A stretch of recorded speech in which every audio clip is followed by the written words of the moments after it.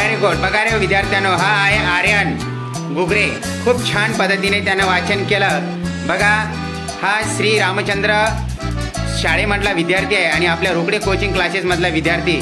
खूप सुंदर असं वाचन केलं आणि आता तो चांगल्या पद्धतीने उत्कृष्टरित्या वाच. विद्यार्थ्यांनी टाळ्या वाजवून स्वागत करा. चला, वा वा वा वा वा, छान छान.